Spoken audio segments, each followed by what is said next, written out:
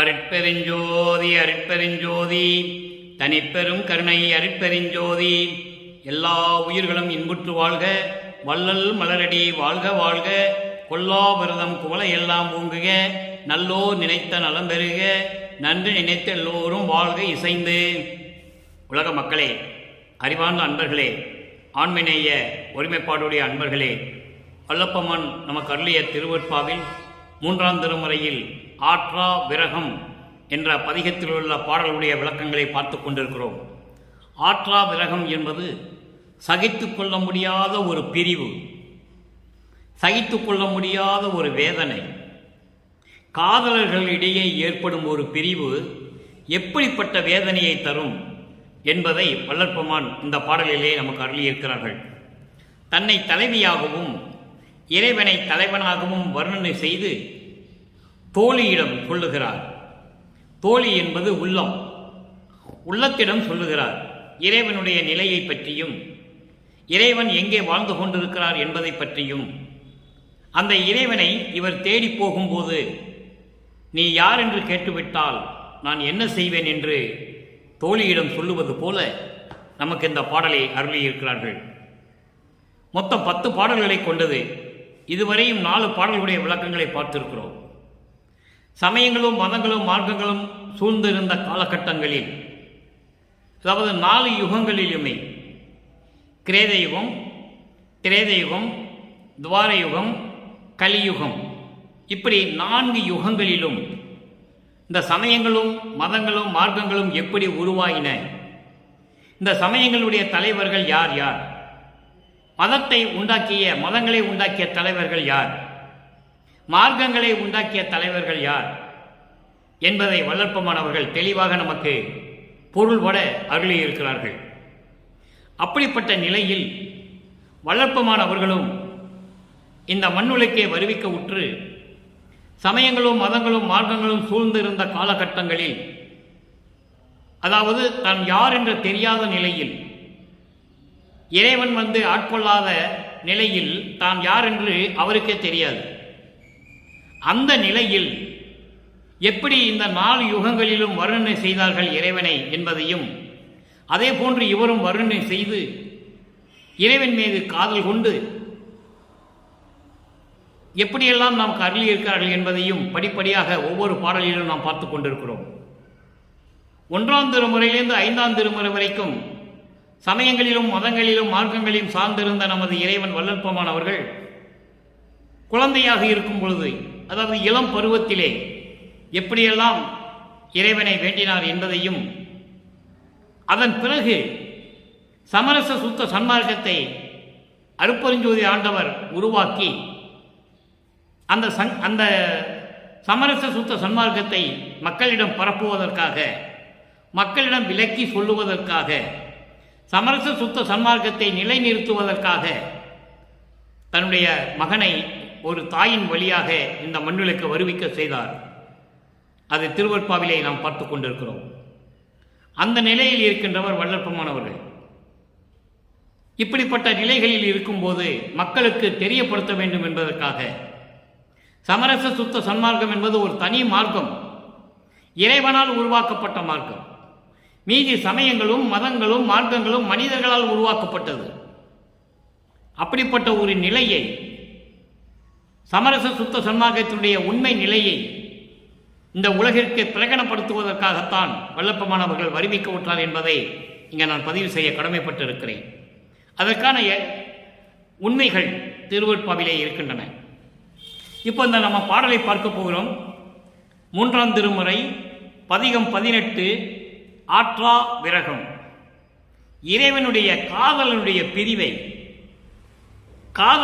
பிரிவை சகிக்க முடியாத நிலையில் வல்லற்பெருமான் எப்படி, அதாவது இறைவனை காதலிக்கிறார்.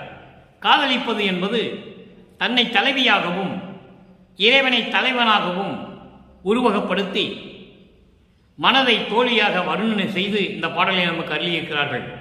பாடலின் மைய கருத்து என்னவென்றால், எப்படிப்பட்ட இறைவன், அருள் வல்லமை படைத்த இறைவன் உருவகப்படுத்தி பாடுகிறார். அதாவது சரியை நிலையை தாண்டியவுடன் கிரியை. கிரியை என்பது வேள்விகளை வளர்த்து மந்திரங்களை சொல்லி பாடி இறைவனை வணங்குவது. யோக நிலை என்பது யோகத்தில் உட்கார்ந்து கொண்டு இறைவனை வணங்குவது. இந்த 3 நிலைகளும் முன்னாங்க 12 நிலைகள், ஒவ்வொன்றிலும் 4 நிலைகள். இந்த முன்னாங்கு 12 நிலைகளையும் கடந்து 13வது நிலைதான் ஞானசரியை. ஞானசரியை, ஞான கிரியை, ஞான யோகம், ஞானத்தில் ஞானம். சமரச சுத்த சன்மார்க்கத்தை பெற்ற பிறகு ஞானசரியிலிருந்து தொடங்குகிறது. அதுதான் 6ஆம் திருமுறை.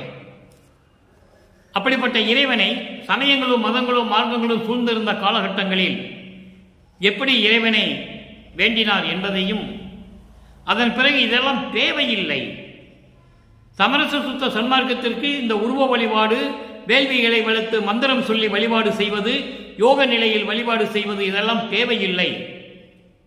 காலத்தை வீணாக போக்கிக் கொண்டிருக்க வேண்டாம், காலத்தை வீணாக கழித்துக் கொண்டிருக்க வேண்டாம்.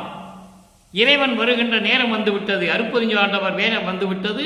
அதனால் நீங்கள் நேரடியாகவே சமரச சுத்த சன்மார்க்க சங்கத்திற்கு வாருங்கள் என்று வல்லற்பமானவர்கள் இந்த உலக மக்களை அழைக்கிறார்கள். இப்போ இந்த பாடலை பார்க்க போகிறோம், நன்றாக கவனியுங்கள். இந்த பாடலுக்கு ஏற்றபடி சமரச சுத்த சன்மார்க்கத்தை பெற்ற பிறகு இதே 5வது பாடலுக்கு 6ஆம் திருமுறையிலே எந்தெந்த பதிகத்திலே 5வது பாடல் விளக்கம் இருக்கிறது என்பதை பார்க்க போகிறோம். அற்புதமாக இருக்கும். சேமம் நல்லா பாருங்க. சோமன் நிலவும் தூய் சடையார் இறைவனை உருவப்படுத்துகிறார். இதுதான் சரியை. சரியை. அதன் பிறகு தோத்திரம் சொல்லி பாடுவது அது கிரியை. அப்போ சரியையும் கிரியையும் யோகமும் இந்த சமயங்களும் மதங்களும் மார்களும் சூழ்ந்த காலத்தில் எப்படி இருந்தன? சோமன் நிலவும் தூய் சடையார் இறைவனை உருவப்படுத்துகிறார். சொல்லில் கலந்த சுவையாளர் சேமம் நிலவும் திரிவுற்றி தேவர் இன்னும் சேர்ந்திலர். திருவுற்றி தேவர் இன்னும் சேர்ந்திலர். நான் தாமம் அருள்வீர் என்கினும் இத்தருணத்து இசையாது என்பாரேல் ஏமமுலையாய். ஏமமுலையாய் என்பது அழகான மார்பகங்களை உடைய இளம் பெண்ணே என்று பொருள். உள்ளத்தை மனதை தோழியாக வர்ணனை செய்து ஏமமுலையாய் என்று சொல்லுகிறார். அழகான மார்பகங்களை உடைய அழகான பெண்ணே, என் செய்வேன் என்னை மடவார் இகழாரோ, என்னை பெண்கள் எல்லாம் இகழ்ந்து பேச மாட்டார்களா என்று சொல்லு இந்த பாடலை அருளி இருக்கிறார்கள். இந்த பாடலுடைய பதவுரை பாருங்க, அதன் பின் விளக்கம். சோமன் நிலவும் தூய சடையார். சோமன் என்பது சந்திரன், பிறை சந்திரன். பிறை சந்திரனை சடையில் சூடிய இறைவன். ஆக இந்த வேதங்களும் ஆகமங்களும் இந்த சமயங்களும் மதங்களும் மார்க்கங்களும் சூழ்ந்த காலகட்டங்களில் இறைவனை எப்படி உருவகப்படுத்தின என்பதை இங்கு நமக்கு சொல்லியிருக்கிறார் இறைவன் வல்லற்பமானவர்கள். சோமன் நிலவும் தூய சடையார், பிறை சந்திரனை சடையில் சூடிய இறைவன், சொல்லில் கலந்த சுவையாளர், இனிமையாக பேசக்கூடியவர், சேமம் நிலவும் திருவுற்றி தேவர். சேமம் நிலவும் திருவுற்றி தேவர் இன்னும் சேர்ந்திலர். இவர் இறைவனை காதலிக்கிறார். தன்னை தலைவியாக உருவகப்படுத்தி தலைவனை காதலிக்கிறாள். சேமம் நிலவும் திருவுற்றி தேவர். திருவொற்றியூர் என்ற இடத்தில் இருந்து கொண்டு அங்கே பாதுகாப்பாக மக்களை பாதுகாத்துக் கொண்டிருக்கின்ற சேமம் என்பது பாதுகாப்பு. திருவொற்றியூரிலே இருந்து கொண்டு உலக மக்களையும் திருவொற்றியூரில் இருக்கின்றவர்களையும் பாதுகாப்பாக வைத்துக் கொண்டிருக்கின்ற இறைவன் இன்னும் சேர்ந்திலர். இன்னும் என்னிடம் வந்து சேரவில்லை. தலைவி காதல் கொள்கிறாள், காதலன் வரவில்லை, தலைவன் வரவில்லை. இன்னும் சேர்ந்திலர். நான் தாமம் அருள்வீர் என்கினும், தாமம் அருள்வீர் என்பினும் என்னை மாலை சூட வேண்டும், மணமாலை சூட வேண்டும் என்று பொருள். இது உலகியல் விளக்கம். இங்கே தாமம் அருள்வீர் என்றால் எனக்கு அருளை கொடுக்க வேண்டும், என்னை கலந்து கொண்டு என்னோடு இணைந்து கொண்டு என்னிடம் சேர்ந்து எனக்கு அருள வேண்டும். அதான் தாமம் அருள்வீர். அருளை தர வேண்டும் என்றாலும் இந்த நேரத்தில் அவர் விரும்பாது இசையாது என்பாரே. இப்ப விருப்பமில்லை என்று சொல்லிவிட்டால், இப்போ எனக்கு அதற்கு விருப்பமில்லை, உன்னை மாலையிடுவதற்கு எனக்கு விருப்பமில்லை, உனக்கு அருளை கொடுப்பதற்கு எனக்கு விருப்பமில்லை என்று அவர் சொல்லிவிட்டால், ஏம முலையாய் அழகான மார்பங்களை உடைந்த அழகான பெண்ணே, என் தோழியே, நான் என்ன செய்வேன்? என்னை பெண்கள் இகழாரோ, மடவார் இகழாரோ என்று சொல்லுகிறார். என்னை பெண்களெல்லாம் என்னை சேர்ந்து இகழ்ந்து பேசுவார்களே என்று சொல்லுகிறார். இது பாடலுடைய பதவுரை. இந்த பாடலுடைய விளக்கம் பாருங்க, கோர்வையாக சொல்லுகிறேன். பிறை சந்திரன், ஒளிரும் பிறை சந்திரனை சடைமுடியில் சூடிய இறைவன், இனிமையாக பேசக்கூடிய இறைவன், திருவெற்றூர் நகரை பாதுகாக்கின்ற கடவுள். அப்படிப்பட்டவர் இன்னும் வந்து இங்கு சேரவில்லை. நான் அவரை காதலிக்கிறேன், அவர் மீது அளவற்ற அன்பு கொண்டிருக்கிறேன், ஆனால் இன்னும் என்னிடம் வந்து சேரவில்லை. எனக்கு மாலை அணிவித்து ஏற்றுக்கொள்ளுங்கள் என்று சொல்லும் நேரத்தில், ஏன்னா இவர் பெண்ணாக உருவப்படுத்துகிறார், அதனால மாலை என்று சொல்லுகிறார். எனக்கு நீ அருளை கொடுக்க வேண்டும் என்று சொல்லுகின்ற இந்த நேரத்தில் எனக்கு சம்மதம் இல்லை, எனக்கு விருப்பம் இல்லை என்று அவர் சொல்லிவிட்டால் நான் என்ன செய்வேன்? அழகான மார்பகங்களை உடைய பொலிவுடன் திகழ்ந்து கொண்டிருக்கின்ற என் தோழியே, நான் என்ன செய்வேன்? பெண்களெல்லாம் என்னை பார்த்து இகழ்ந்து பேச மாட்டார்களா என்று சொல்லி இந்த பாடலை நமக்கு அருளியிருக்கிறார்கள். பாடலின் மைய கருத்து, இறைவனை உருவகப்படுத்துகிறார் சரிய நிலையில் இருந்து கொண்டு. அதன் பிறகு கிரிய நிலையில் இருந்து கொண்டு இறைவனை வேண்டுகிறார். இப்படிப்பட்ட நிலையில் இருந்து கொண்டு இறைவனை காதலித்து அவர் இன்னும் வரவில்லை. அதே நேரத்தில் எனக்கு அருள வேண்டும் என்று நான் சொல்லும் நேரத்தில், இப்போ எனக்கு விருப்பமில்லை என்று சொல்லிவிட்டால், என் தோழியே, இந்த உலக பெண்களெல்லாம் என்னை பார்த்து இகழ மாட்டார்களா, இகழ்ந்து பேச மாட்டார்களா என்று சொல்லி இந்த பாடலை நமக்கு அருளியிருக்கிறார்கள். இந்த நிலை மாறும்போது, சமயங்களும் மதங்களும் மார்க்கங்களும் கடந்த நிலையில் இறைவன் சமரச சுத்த சன்மார்க்கத்தை தன் மகன் கையில் கொடுத்த பிறகு இதனுடைய நிலை எப்படி இருக்கும்? அதற்காக தான் வள்ளற்பெருமான் நமக்கு 6 திருமுறைகளை வழங்கி இருக்கிறார்கள்.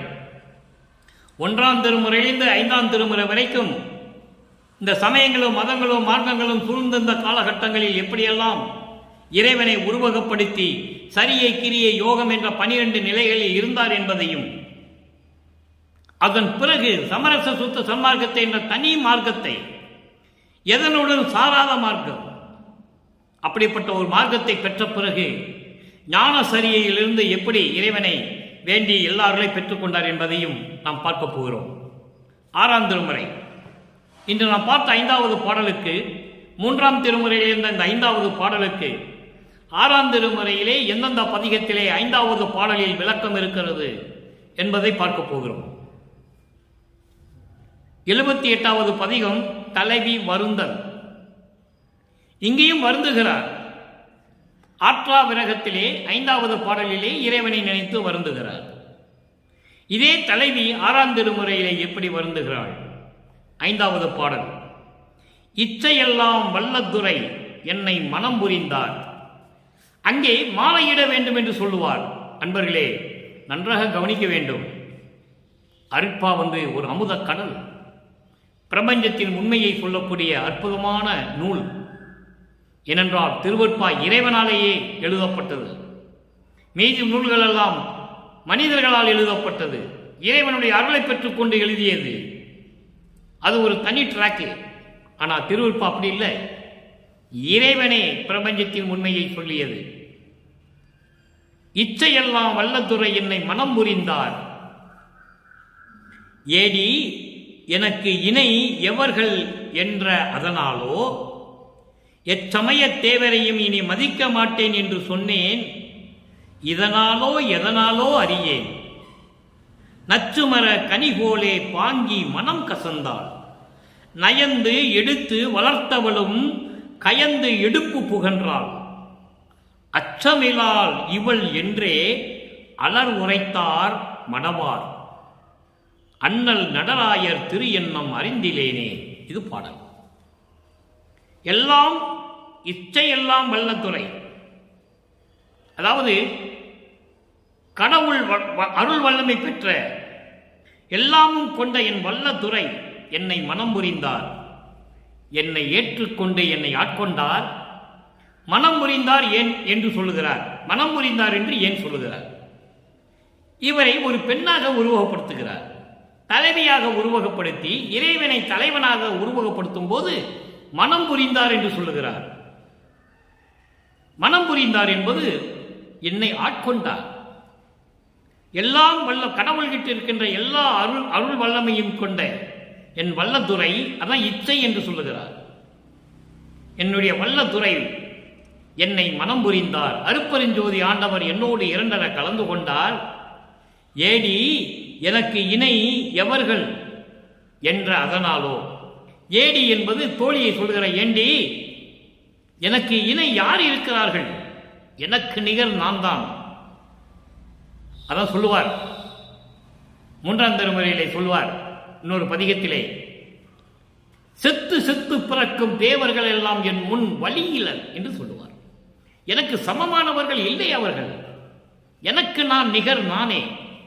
எவ்வளவு அற்புதமா இருக்கும் தெரியுமா? அப்படிப்பட்டவர் வல்லற்பமானவர்கள். அவரை ஒரு சாதாரண குழந்தையாக பாவித்து பிறந்தார் என்றும் வளர்ந்தார் என்றும் மறைந்தார் என்றும் இப்படியே சொல்லிக் கொண்டிருந்தார்கள். அவர் அப்படி அல்ல. ஒளிது ஒரு ஒளி உளவினும் உளப்புறாவது ஓங்கி வாலி என்று எனக்கு வைத்த நன்னிதியே என்று சொல்லுவார். ஊழிது ஒரு ஒளி உயிர் தலைத்து ஓங்கினன் என்று சொல்லுவார். ஊழிதற்கு ஊழி உளவினும் அழியா உடம்பை அளித்தனன் என்று சொல்லுவார். அற்புதமாக இருக்கும்.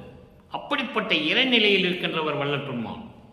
அதங்கே சொல்லுகிறார். என் தோழியே, எனக்கு இணை யார் என்று சொல்லுகிறார்கள்? யாருமே இல்லை என்று நான் சொன்னேன்.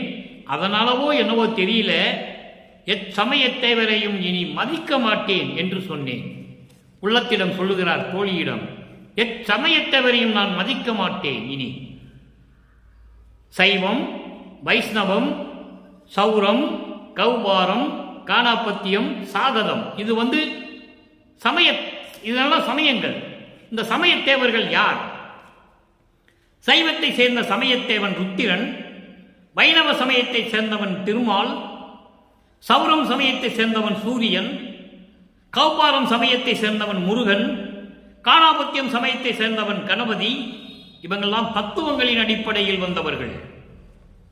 அருட்பெருஞ்சோதி ஆண்டவரிடம் இருந்த சண்முக தத்துவத்தை சுப்பிரமணிய தத்துவமாக்கி, அந்த சுப்பிரமணிய தத்துவத்தை ஒரு கர்த்தாவாக்கி அதிகார தலைவனாக கொண்டு வந்தார். இது திருவருட்பாவில் கண்ட உண்மை. அதே போன்று விநாயகனையும் கணபதி என்ற தத்துவத்தை கொண்ட அருட்பெருஞ்சோதி ஆண்டவர் அந்த கணபதி தத்துவத்தை உருவகப்படுத்தி ஒரு மகனாக கொண்டு வந்தார். இப்படி சமயத்தேவர்களை இனி நான் மதிக்க மாட்டேன், தெளிவாக சொல்லிட்டேன். சாகதம் என்பது அம்மனை வழிபடுகின்றவர்கள். இவர்களெல்லாம் தத்துவத்தின் அடிப்படையில் உருவானவர்கள், அதிகாரம் படைத்தவர்கள், அதிகார தலைவர்கள் என்று சொல்லுகிறார். அற்புதமாக இருக்கும். அன்பர்கள், இங்கே பேசக்கூடிய கருத்துக்கள் அத்தனையுமே திருவருட்பாவில் கண்ட உண்மை. ஒரு வரி கூட என்னுடைய சொந்த கருத்து கிடையாது என்பதை இங்கே நான் பதிவு செய்ய கடமைப்பட்டிருக்கிறேன். எல்லாமே திருவருட்பாவில் உண்டு. இப்படிப்பட்ட சமயத்தேவர்களை இனி நான் மதிக்க மாட்டேன். அப்போ உங்களுக்கு ஒரு சந்தேகம் எழும். இப்படிப்பட்டவர் ஏன் முருகனை பற்றி பாடினார்? ஏன் பிள்ளையாரை பற்றி பாடினார்? ஏன் விநாயகனை பற்றி, கணபதியை பற்றி பாடினார்? ஏன் இப்படியெல்லாம் 1ஆம் திருமுறையிலிருந்து 4ஆம் திருமுறை வரைக்கும் பாடினார் என்று உங்களுக்கு ஒரு சந்தேகம் வரக்கூடும். அதற்குத்தான் இந்த விளக்கம் கொடுக்கிறார். அன்று எனக்கு அற்ப அறிவாய் இருந்தது. அற்ப அறிவு என்பது அறிவே இல்லாமல் இருந்தேன், கொஞ்சோண்டு அறிவு இருந்தது, அவ்வளவுதான். அது என்ன அர்த்தம் என்றால் மறைப்பு. இறைவனால் வருவிக்க உற்று தான் யார் என்ற நிலை அப்ப அவருக்கு தெரியாது. அந்த மறைப்பு இருந்தது. மறைப்பு இருந்தது என்று சொல்ல முடியாது. கடவுள் நிலையில் இருக்கின்றவர் எனக்கு மறைப்பு இருந்தது, அதை நீக்கிய பிறகு இப்படி வந்தது என்று அவரால் சொல்ல முடியாது. ஏனால் 51 வருடங்களும் இவர் வேஷம் மட்டும்தான் போடணும். அருட்பெருஞ்சோதி ஆண்டவரிடம் சத்தியம் செய்து கொண்டு விண்ணுலகத்திலே வந்தவர். அதை நீங்கள் புரிந்து கொள்ள வேண்டும். திருவருட்பாவிலே ஆதாரம் உண்டு. விண்ணுலகத்திலே எப்படி இருந்தார், அப்போ அவருக்கு செல்வப்பிள்ளை என்ற பெயர் அருட்பெருஞ்சோதி ஆண்டவர் சூட்டியது எல்லாமே திருவருட்பாவிலே உண்டு. ஆக இப்படிப்பட்ட நிலையில் இருக்கின்ற எத்தமய சேவரையும் இனி நான் மதிக்க மாட்டேன். தெரியாமல் பாடிவிட்டேன், எனக்கு அற்பறிவாக இருந்தது, மறைப்பு இருந்தது, பாடிவிட்டேன், இனியெல்லாம் அது தேவையில்லை என்று சொல்லிவிட்டார். எத்தமய தேவரையும் இனி மதிக்க மாட்டேன் என்று சொன்னேன், இதனாலோ எதனாலோ அறியேன். இப்படியெல்லாம் நான் உள்ளத்திலும் சொன்னேன். நச்சுமர கனி போல பாங்கி மனம் கசந்தால், நச்சுமர கனி போல விஷம் பழம் கொண்ட மரத்திலே விஷம் பழம் கனிந்து கொண்டிருக்கின்றதாலும் அந்த பழம் அந்த பழம் கசக்கும். நச்சுமர கனி போல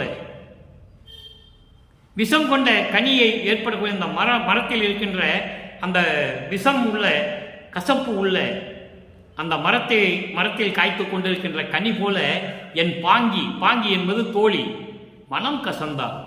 என்ன இப்படியெல்லாம் சொல்லிக்கிட்டு இருக்கா இவ? ஏன்னா வேற யாருக்கும் தெரியாது. அதை அடுத்த பாடலில் சொல்லுவார். உலக மக்களுக்கு சரி, விண்ணுலகத்தில் சரி, யாருக்குமே தெரியாது, நான் யார் என்று யாருக்குமே தெரியாது என்று சொல்லுவார். அந்த விளக்கத்தை அடுத்த பாடலிலே பார்க்க போகிறோம். நச்சுமர கனி போல பாங்கி மனம் கசந்தால் நயந்து எடுத்து வளர்த்தவளும். நல்லா கவனிக்கணும் நீங்க. நயந்து எடுத்து வளர்த்தவள், இந்த உலகிலே வளர்த்தவள், விரும்பி என்னை எடுத்து வளர்த்தவளும் கயந்து எடுப்பு புகன்றாள். வெறுப்பாக பேசினாள். எப்ப பார்த்தாலும் என்னை வெறுப்பாகவே பேசினார்கள். ஏனென்றால் நான் யார் என்ற நிலை அவங்களுக்கு தெரியாது. அவர்கள் மனம் போல நான் நடந்து கொள்ளவில்லை என்ற வெறுப்பில் பேசுகிறார்கள். அதான் இதுக்கு பொருள். 9 ஆண்டுகள் வரையிலும் நான் யார் என்ற தெரியாத நிலையில் இருந்த போது இப்படியெல்லாம் நடந்தது. 12 ஆண்டு தொடங்கி இந்த மண்ணுலகே வரிவுக்குற்று 12 ஆண்டு தொடங்கிய பிறகு நான் யாரிடமும் சரியாக நடந்து கொள்ளவில்லை என்று என்னை வெறுப்பாக பேசினார்கள், வெறுத்தார்கள். நச்சுமர கனி போல என்னை நடத்தினார்கள். அதுதான் அதுக்கு பொருள் என்பதை நீங்கள் புரிந்து கொள்ள வேண்டும். மறைமுகமாக சொல்லுகிறார் வல்லற்பமானவர்கள். யாருக்கு வெறுப்பு இருக்கதானே செய்யும்? ஒரு வீட்டில் ஒரு குழந்தை படிக்க போக மாட்டேன்றான், ஊர் சுத்திட்டு இருக்கான், அவனுக்கு இஷ்டத்துக்கு பாடிக்கிட்டு இருக்கான், சரியா சாப்பிடுறது இல்லை, தூங்குறது இல்லை, யாருடையும் சரியா பேசுறது இல்லை. வெறுப்பு இருக்கதானே செய்யும். இது உலகியலிலே வெறுப்பு இருக்கதான் செய்யும். அந்த நிலையில் வல்லற்பமானவர்கள் நமது இறைவன் இருந்திருக்கிறார். நீங்கள் புரிந்து கொள்ள வேண்டும். நயந்து எடுத்து வளர்த்தவளும் கயந்து எடுப்பு புகன்றாள். வெறுப்பாக பேசினார். அடுத்து அச்சமிலால் இவள் என்றே அலர் உரைத்தார் மடவார். இவருக்கு கொஞ்சம் கூட அச்சமே இல்லையே. அச்சம், பயர்ப்பு இதெல்லாம் இல்லவே இல்லையே. வெக்கமே இல்லை அவளுக்கு. ஒரு பெண் என்ற கூட ஒரு அச்சம் இல்லை இவளுக்கு என்று சொல்லி என் மீது பழி சுமத்தி பெண்கள் எல்லாம் பேசுகிறார்கள். எப்படி சொல்ற பாருங்க. தலைவியாக உருவகப்படுத்தினால் அதை சொல்லுகிறார். ஆனால் பாடலின் மைய கருத்து உலக மக்கள் என்னை ஏசுகிறார்கள். ஊர் சுற்றுகிறான், சரியான நேரத்தில் தூங்குவதில்லை, உண்ணுவதில்லை, இப்படியெல்லாம் இருந்து கொண்டிருக்கிறான் என்று சொல்லுகிறார். அதனுடைய விளக்கம் அடுத்த பாடலில் வருது பாருங்க. அற்புதமா இருக்கும். இறைவனுக்கு ஏது உறக்கம், இறைவனுக்கு ஏது பசி, இறைவனுக்கு ஏது மலந்தளம் கழிக்க வேண்டும்? தேவையில்லை. இது தத்துவ சித்தியை கொண்டது. சுத்த தேகத்துடைய தத்துவ சித்திகள். அவர் உணவு உண்ற மாதிரி தெரியும், உணவு உள்ள போகாது. இப்படியெல்லாம் நிகழ்வுகள் நடந்து கொண்டிருக்கின்றன. ஆக அச்சமிலால் இவள் என்றே அலர் உரைத்தார் மடவார். இவளுக்கு கொஞ்சம் கூட ஒரு பெண் என்ற கூட அச்சம் இல்லை, நாணம் இல்லை, வெக்கம் இல்லை என்று பெண்கள் எல்லாம் என்னை பழி பேசுகிறார்கள். அண்ணல் நடராயர் திரு எண்ணம் அறிந்திலேனே. அண்ணல் என்பது கடவுள், இறைவன், அருட்பெருஞ்சோதி. அருட்பெருஞ்சோதி நடராயருடைய திரு எண்ணம் அறிந்திலேனே. நடராயர் என்பது அருள் நடனம் செய்து கொண்டு அருளாட்சி செய்து கொண்டிருக்கின்ற எனது இறைவனுடைய திரு உள்ளத்தில் என்ன இருப்பது என்று எனக்கு தெரியவில்லை என்று சொல்லி இந்த பாடலை நமக்கு அருளியிருக்கிறார்கள். அடுத்து பாருங்க, 92வது பதிகம் இன்பத்திறன் 5வது பாடல். இன்பத்திறன் என்ற பதிகத்திலே 5வது பாடல் இறைவனை எப்படி சொல்லுகிறார்? நண்புடையாய் என்னுடைய நாயகனே, எனது நல் உறவே, சிற்றவையில் நடம்புரியும் தலைவா, சமரச சுத்த சன்மார்க்கத்தின் தலைவன். இவர் செயலாளர் தானே, பொதுச் செயலாளர். வல்லப்பமானவர்கள் பொதுச் செயலாளர். தலைவன் யார்? அருட்பெருஞ்சோதி. நடம்புரியும் தலைவா, என்புடையா மறைமுடிக்கும் எட்டானின் புகழை யாது அறிவே, பாடுக என்று எனக்கு ஏவலிட்டாய், பண்புடை நின் மெய்யன்பர் பாடிய பேரன்பில் பழுத்த பழம் பாட்டில் ஒரு பாட்டும் அறியேனே, தன்புடை நன்மொழி திரளும் சுவை பொருளும் அவைக்கே தக்க இயல் இலக்கியமும் தந்து அருள்வாய் எனக்கே. இது பாடல்.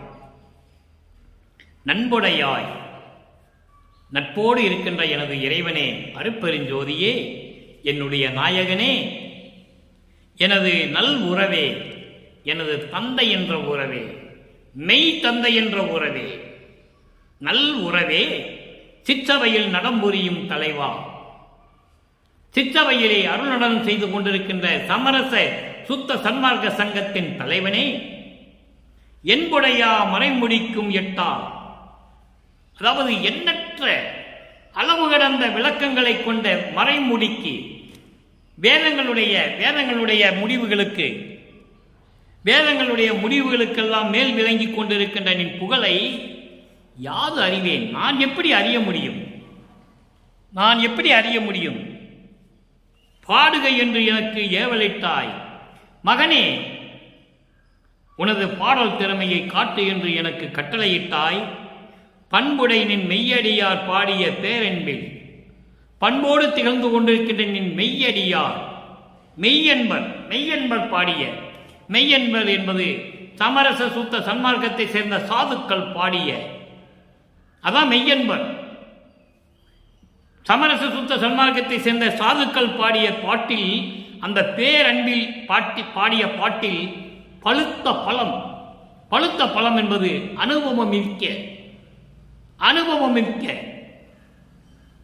அனுபவமுடைய அந்த பாட்டில் ஒரு பாட்டு கூட எனக்கு தெரியாது, ஒரு பாட்டும் அறியேனே. தன்புடை நன்மொழி திரளும், தன்புடை என்பது சாந்தமான குளிர்ந்த நிலையில் இருக்கின்ற நன்மொழி திரளும், சொற்களினுடைய விளக்கமும், சொற்களுடைய தொகுப்பு. திரள் என்பது திரட்டு, திரட்டு என்பது தொகுப்பு. நல் சொற்களின் தொகுப்பும் சுவை பொருளும், சுவை பொருள் என்பது அருள் விளக்கம். சொற்களுடைய தொகுப்பும் அருள் விளக்கமும் அவைகளுக்கு ஏற்ற, அந்த தன்மைக்கு ஏற்ற இலக்கியமும், அந்த உரைநடை பகுதியும் தந்து எனக்கு அருள்வாய், தந்து எனக்கு அருள்வாய் எனக்கே என்று சொல்லி இந்த பாடலை அறிவிக்கிறார்கள். எவ்வளவு அற்புதம் பாருங்க. அடுத்தது ஒரு பாடல் பாருங்க, பதிகம் 100 பேரடைவு 5வது பாடல். பேரடைவு 5வது பாடல். விரைந்து கேன் மகனே, கேன் என்பது கேள் மகனே, இல் இன்னாக உருமாறி இருக்கிறது, அவ்வளவுதான், மருவி இருக்கிறது.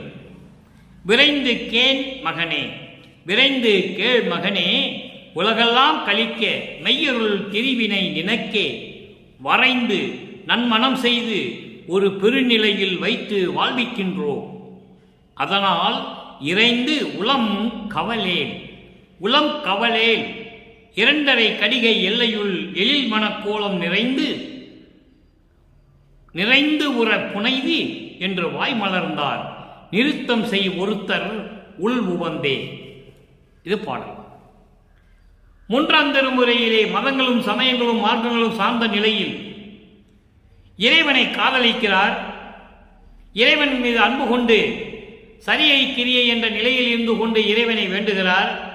அது மதங்களும் சமயங்களும் மார்க்கங்களும் சூழ்ந்திருந்த நிலை. அப்போ இறைவன் எனக்கு விருப்பமில்லை என்று சொல்லிவிட்டால் இந்த உலக பெண்கள் எல்லாம் என்னை இகழ்ந்து பேசுவார்களே என்று சொல்லுவார். அதன் பிறகு சமரச சுத்த சன்மார்க்கத்தை பெற்ற பிறகு இறைவனை இறைவனிடமிருந்து எப்படியெல்லாம் அருளை பெற்றுக் கொண்டார் நல்லா கவனிக்கணும். விரைந்து கேள் மகனே. விரைந்து கேள் மகனே என்பது கவனமாக கேள் மகனே, கவனமாக கேள் மகனே. உலகெல்லாம் கழிக்க, இந்த உலகமெல்லாம் மகிழும்படி, உன்னை நினைத்து மகிழும்படி மெய்யொருள் திருவினை நினைக்கே வரைந்து நன்மனம் செய்து ஒரு பெருநிலையில் வைத்து வாழ்விக்கின்றோம். இது ஒரே வரி.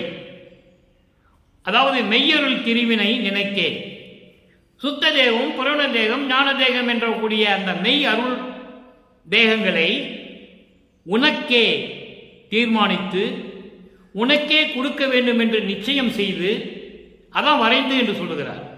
வரைந்து என்பது தீர்மானித்து, நிச்சயம் செய்து, முடிவு செய்து, இப்படி எது வேணாலும் பொருள் எடுத்துக்கொள்ளலாம் நீங்கள். அப்போ நன்மனம் செய்து என்பது உனக்கு அருளையும் கொடுத்து ஒரு பெருநிலையில் வைத்து வாழ்விக்கின்றோம். ஒரு பெருநிலை என்பது மரணமில்லா பெருவாழ்வு. அந்த மரணமில்லா பெருவாழ்வையும் கொடுத்து உன்னை வாழ்விக்கின்றோம். அற்புதமான நிகழ்வு. பிரபஞ்சத்தில் எத்தனையோ கோடி பேர்கள் தோன்றினார்கள். ரிஷிகள், முனிவர்கள், சமய புலவர்கள் எத்தனையோ பேர். யாரும் இந்த நிலையை சொன்னதில்லை. தோன்றினார்கள், இறைவன் ஆட்கொண்ட பிறகு பாடினார்கள், முத்தி அடைந்தார்கள், ஜீவசமாதி அடைந்தார்கள், கர்ம சித்தி, யோக சித்தி அடைந்து கொண்டு சென்று விட்டார்கள். அவ்வளவுதான், அதோட முடிஞ்சு போச்சு அவங்க சாப்டர். இவர் எப்படி சொல்றார் பாருங்க. கவனமா கேள் மகனே, இந்த உலகமெல்லாம் உன்னை பார்த்து மகிழும்படி, உன்னை பார்த்து வியக்கும்படி உனக்கு முத்தேகத்தையும் கொடுத்து அருளையும் கொடுத்து மரணமில்லா பெருவாழ்வையும் கொடுத்து உன்னை வாழ்விக்கின்றோம். அதனால் இறைந்து உளம் கவலேல். உளம் இறைந்து உளம் கவலேல் என்றால் தளர்ந்து உள்ளம் கவலை அடைய வேண்டாம். ஏனென்றால் இவர் மண்ணுளே வருவிக்க உற்று இறைவன் ஆட்கொள்ளாத வரை எப்படியெல்லாம் துன்பப்பட்டார் என்பதை திருவருட்பாவிலே நமக்கு அருளி இருக்கிறார்கள். எப்படியெல்லாம் துன்பப்பட்டார், கவலைப்பட்டார், துயரங்களையும் கேவலங்களையும் பழி சொற்களையும் அவமானங்களையும் எப்படியெல்லாம் ஏற்றுக்கொண்டார். அதை நீக்கும்படி இங்கே சொல்லுகிறார் பாருங்கள். இறைந்து உளம் கவலை, தளர்ந்து உனது உள்ளங்களே கவலை அடைய வேண்டாம் மகனே. 2½ கடிகை எல்லையுள், அதாவது 1 மணி நேரத்திற்குள் எல்லாவற்றையும் நாங்கள் கொடுத்து விடுவேன். நீ எழில் மனம் கோலம் பூண்டு உன்னை அழகுபடுத்திக் கொண்டு இங்கே வருவாயாக என்று சொல்லி திருவாய் மலர்ந்தார். சொல்லுகிறார், முடி சூட்ட வேண்டும், மாணிக்கத்தாலும் வயிறாலும் கலந்த மணிமகுடம் சூட்ட வேண்டும், உனக்கென்று ஒரு உலகம் இருக்கிறது என்றெல்லாம் சொல்லும் பொழுது எனக்கு தேவையில்லை என்று சொல்லி வெள்ளாடையை முக்காடு போட்டுக்கொண்டு குடிசையிலே அமர்ந்து கொண்டு பிரபஞ்சத்தை இயக்கிக் கொண்டிருக்கிறார். நீங்க நல்லா கவனிக்கணும். மற்ற சமயத்தவர்கள், மதங்களையும் மார்க்கங்களையும் சேர்ந்தவர்கள் எல்லாம் மணிமகுடம் சூட்டினார்கள், ஆடை ஆபரணங்கள்லாம் போட்டுக் கொண்டிருந்தார்கள், உடம்பு முழுக்கும் ஆபரணங்களை அணிந்து கொண்டு அலங்கரித்துக் கொண்டிருந்தார்கள். ஆனால் நமது இறைவன் வல்லப்பமானவர்கள் கீழே ஒரு வேஷ்டி, மேல ஒரு வேஷ்டி, வெள்ளை வேட்டி, அவ்வளவுதான். மகுடம் இருக்கிறதா? ஆபரணங்கள் இருக்கிறதா? ஊஞ்சலாட ஊஞ்சல் இருக்கிறதா? பள்ளிக்குள்ள அறை இருக்கிறதா? சமைத்து சாப்பிட மடப்பள்ளி இருக்கிறதா? குளிக்க தெப்பம் இருக்கிறதா? பன்னீரும் சந்தனமும் பன்னீரும் கலந்த தெப்பக்குளம் இருக்கிறதா? இல்லையே. நல்லா கவனிக்கணும். நீங்க இறைவனுக்கு இதெல்லாம் தேவையா? நான் இந்த குடிசையிலே உட்கார்ந்து கொண்டு பிரபஞ்சத்தை இயக்குகிறேன் சொல்லி சித்தி வளாகத்திலே அமர்ந்து கொண்டு பிரபஞ்சத்தை இயக்கிக் கொண்டிருக்கிறார் என்பதை நான் பதிவு செய்ய கடமைப்பட்டிருக்கிறேன். இதுதான் உண்மை, திருவருட்பாவில் கண்ட உண்மை. அப்படிப்பட்ட இறைவனை சாதாரண மனிதனாக பிறந்தார் என்றும், குழந்தையாக பிறந்தார் என்றும், வளர்ந்தார் என்றும், சாப்பிட்டார் என்றும், தூங்கினார் என்றும் எல்லாம் சொல்லி அவருடைய இறைநிலையை மறைத்து விட்டார்கள் என்பதுதான் வேதனையான விஷயம். அடுத்து இறுதியாக ஒரே ஒரு விளக்கம். 103வது பதிகம் தலைவி கூறல். தலைவி என்ன சொல்றார்? இறைவனிடம் பெற்றதை, இறைவனுடைய வல்லமையை, இதுவரைக்கும் 3ஆம் திருமுறை இன்னைக்கு நான் பார்த்த பாடல் தலைவனை பற்றி எப்படி சொல்லுகிறாள் என்று சொல்லுவார். பெண்களெல்லாம் பார்த்து சிரிப்பார்களே, நீ யார், என்ன இப்போ எனக்கு விருப்பம் இல்லைன்னு சொல்லிவிட்டா என்ன செய்வது என்றெல்லாம் சொல்லுவார். அதே பெண்களிடம் எப்படியெல்லாம் இருப்பார்கள், அந்த பெண்கள் எப்படியெல்லாம் இருப்பார்கள் என்று தலைவி கூறுகிறாள். 5வது பாடல், என்னுடைய தனி கணவர் அருட்ஜோதி, என்னுடைய தனி கணவர் அருட்ஜோதி. தன்னை தலைவியாக சொன்னதனால் இறைவனை தலைவனாக சொல்லுகிறார், கணவனாக சொல்லுகிறார். இதான், வேற ஒன்றும் இல்லை. என்னுடைய தனி கணவர் அருட்ஜோதி, என்னுடைய தனி ஆண்டவர், சமரச சுத்த சன்மார்க்கத்தினுடைய தலைவன், சமயங்களையும் மதங்களையும் மார்க்கங்களையும் சாராத இறைவன், அருட்பெருஞ்சோதி. அப்படிப்பட்ட இறைவன் என்னுடைய இறைவன், அவர்தான் எனது கணவர். உண்மை யான் அறிவேன், எனக்கு தெரியும். அந்த உண்மைகளெல்லாம் நான் அறிந்து கொண்டிருக்கிறேன். உலகவர்கள் எங்கனம் கண்டு அறிவார். இவர்கள் இறைவனை பார்க்க முடியவில்லையே. பதத்தலைவர்களும் மாணவர்களும் எல்லோருமே சேர்ந்து இறைவனை பார்க்க முடியவில்லை. எப்படி தெரியும்? அவங்க சமயங்களிலும் மதங்களிலும் மார்க்கங்களிலும் இருந்து கொண்டு, மாயைகளிலும் மயக்கங்களிலும் சிக்கிக்கொண்டு, பெண்ணாசை பொன்னாசை மண்ணாசைகளோடு சிக்கிக் கொண்டு இருக்கிறார்களே. இந்த உலக மக்களுக்கு எப்படி தெரியும்? எப்படி எங்கனம் கண்டு அறிவார்கள்? எவ்வளவு அற்புதமா சொல்றாரு பாருங்க. அப்ப நான் இதெல்லாம் விட்டு விட்டா இறைவனை பார்த்துக்கலான்றது. சமயங்களையும் மதங்களையும் மார்க்கங்களையும் விட்டு விட்டு, மண்ணாசை பெண்ணாசை பொன்னாசை எல்லாம் விட்டு விட்டு வந்தா இறைவனை பார்த்துக்கலான்றது. உண்ணல் அற உண்ணுதற்கும் உறங்குதற்கும் அறிவார். உண்ணல் அற என்பது எதையும் சிந்திக்காமல், எதை பற்றியுமே சிந்திக்காமல், இறைவனை பற்றியே சிந்திக்காமல் உண்ணுதற்கும் உறங்குதற்கும் அறிந்தார்.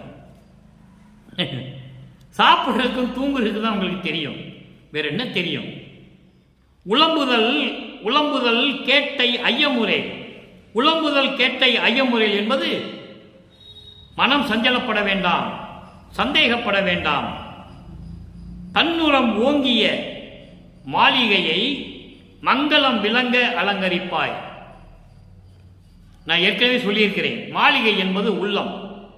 இந்த உள்ளத்தை சுத்தப்படுத்தி ஆசைகளையும் மயக்கங்களையும் மாயைகளையெல்லாம் நீக்கிவிட்டு, மலங்களையும் நீக்கிவிட்டு இந்த உள்ளத்தை சுத்தப்படுத்துவாயாக. மங்களகரமாக அலங்கரிப்பாய் என்பது, அதாவது உலகிலே சொல்லுவார்கள், தோரணம் கட்டி அதை கட்டி இதை கட்டி லைட் போட்டு எல்லாம் பண்ணணும்னு சொல்லுவாங்க. இங்க அவர் எப்படி சொல்லல, அகல் விளக்கால் உள்ளத்தை சுத்தப்படுத்துவாயாக, அலங்கரிப்பாயாக. இங்கே தூங்குதலால் என்ன பலன்? சோர்வடையே. இப்ப ஏன் தூங்கிட்டு இருக்க? உள்ளத்தை சொல்லுகிறார், உள்ளத்தை தூங்காதே என்று சொல்லுகிறார். இப்ப நீ தூங்கிக்கிட்டே இருக்கிற, எப்ப பார்த்தாலும், அதனால் என்ன பலன் உனக்கு கிடைக்க போகுது? தளர்வடையாதே. பொதுவில் தன்னுடைய நடம்புரியும் தலைவர் திரு ஆணை, சத்திய ஞான சபையிலே அருளடனம் செய்து கொண்டிருக்கின்ற இறைவனுடைய கட்டளை இது. வருகின்ற நேரம் வந்துவிட்டது, உள்ளத்தை சுத்தப்படுத்துவாயாக. சத்தியம் சத்தியம் மாதே. மாதே என்றால் பெண்ணே. தோழியை பெண்ணாக உருவப்படுத்தி சொல்லுகிறார். சத்தியம் சத்தியம் மாதே, சத்தியம் சத்தியம். நான் ஏற்கனவே பல தடவை இந்த சத்தியத்திற்கு விளக்கம் கொடுத்திருக்கிறேன். உலக மக்களுக்காக இறைவன் சத்தியம் பண்ணுவது அருட்பாவிலே நீங்கள் பார்க்கலாம். காரணம் என்னவென்றால், காலமாக எத்தனை யுகங்கள், கிட்டத்தட்ட 43,20,000 வருடங்கள் அதே கொள்கைகளிலே நெறிகளிலே இருந்து கொண்டிருந்த மக்கள் திரும்பி வர வேண்டும் அல்லவா? ஒரு நாளில் நடக்கக்கூடிய காரியமா இது? அதனால் மக்களுக்கு தெரியப்படுத்துவதற்காக, மக்கள் உணர வேண்டும் என்பதற்காக சத்தியம் செய்கிறார் இறைவன். மக்களிடம் சத்தியம் செய்கிறார்.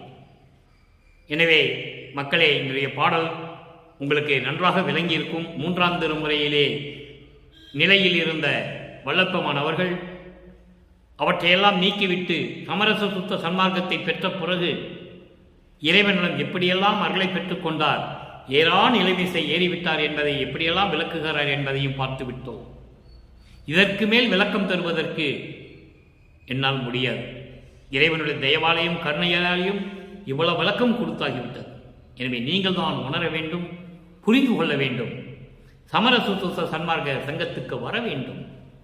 அந்த நிலையில் சைவ நிலையில் இருந்து கொண்டு புலையும் கொலையும் தவிர்த்து இறைவனை வணங்கி எந்த மதமும் சமயமும் மார்க்கமும் சாராத வழிபாடை இறைவனிடம் செய்து இறைவனுடைய அருளையும் பொருளையும் பெற்றுக்கொண்டு நீங்கள் இந்த வையகத்திலே மனைவி மக்களோடும் உறவினர்களோடும் நீங்கள் வாழ்வாங்கு வாழ வேண்டும் என்று வாழ்த்தி இறைவனுடைய தயவாலையும் கருணையாலையும் இந்த வள்ளலார் ஊழியன் விடைபெறுகிறேன். மீண்டும் நாளை சந்திப்போம். நன்றி, வணக்கம். அருட்பெருஞ்சோதி அருட்பெருஞ்சோதி, தனிப்பெரும் கருணை அருட்பெருஞ்சோதி.